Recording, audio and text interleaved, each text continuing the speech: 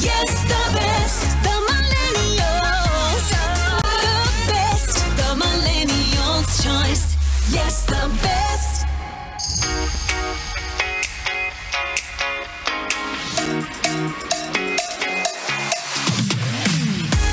Gandang gabi, Bibi!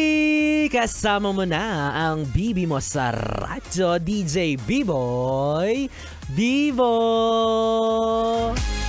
Bibi, alam kong pagod na pagod ka na para lang masungkit at maabot mo yung pangarap mo. Kaya sige na, ako na ang mag-a-adjust. Bababa na lang ako. Hinihingal si B-Boy Bibo kasi medyo napakain ako ng marami. Tapos, alam mo yun, bigla ko naalala, ay wala pa palang sweldo, hindi ko deserve to. Hi sa'yo na patuloy na nagpapakapagod sa trabaho na akala mo naman talaga ikaw yung tagapagmana ng kumpanya. Ay be, hoy, dahan-dahan lang. Dapat yung galawan na iayon natin sa laki ng sweldo buwan-buwan. Uy, tinatamaan siya, nakaka-relate. Diba, wag masyadong subsob sa trabaho. Nandito ako si B-Boy Bibo para lang ipaalala sa'yo na may pamilya, kaibigan at jowa ka na naghihintay sa'yo. Huwag mong hintayin yung oras na kung kailan hindi mo na kinakailangan kumatok sa bahay nyo kasi kusa ka ng tumatagos sa pinto. Posibleng mangyari yan, ha? Kapag nawala ka sa mundo dahil sa kakatrabaho, alam mo yung kumpanya mo, hindi naman yan iiyak. Sapat na yung magpapadala sila ng bulaklak. Charot! Oy, grabe naman. Ang akin lang naman is, wag nating kalimutan mag-spend ng time sa mga mahalagang tao sa buhay natin. Alam ko naman na ginagawa mo yan para rin sa kanila, no? Pero syempre, iba pa rin yung maglalaan ka ng panahon para sa kanila, di ba? Mahalaga yung trabaho, pero mas mahalaga yung mga taong nagmamahal sa'yo. Kaya sige na. Sige na, Bibi, kahit masyado pang maaga para sa taon na to, ubusin mo na yung leave mo. Kahit hindi pa summer, mag-family outing na kayo. Pero alam nyo, mapalad pa rin tayo mapalad pa rin yung karamihan sa atin na kahit minsan late na tayo nakakauwi sa bahay natin. Diba? Anong minsan? Ako madalas talaga. Ako late talaga. Siyempre, mapasaya ko lang kayo. Umaabot ako ng 1:00 dito sa trabaho.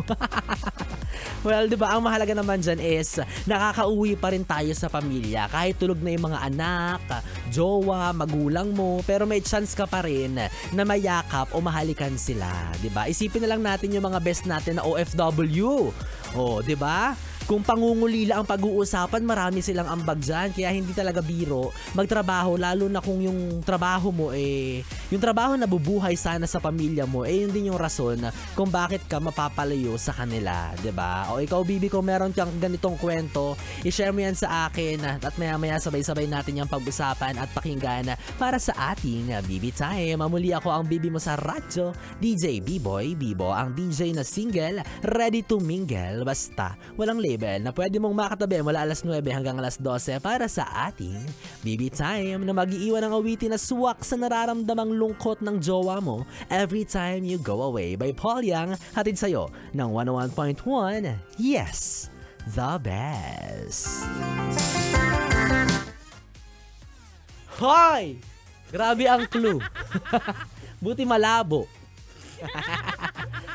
Grabe ang Hoy! Bawal pa. Hindi mo pwede pakita. Hoy! Baka mo pa ipakita yan. Meron tayong tinatawag na soft launch. Hoy! Parang Japanese naman. Hoy! Yun na ako yun. Kita yun na ako sa salamin. Joshua, binibigyan mo ng hint yung mga best natin dyan. Baka masyado silang ma-excite. 101.1, yes! Uy! Yes! Naging 2 letters na lang. Yes! TV. Yes, TV. Naging TV na pala, hindi na radyo. Yes! AM. Radyo, balita. You're just way. No! The best. Bakit yung jawline ko?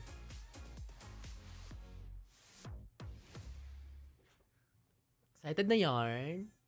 Sa February na yarn. Abangan.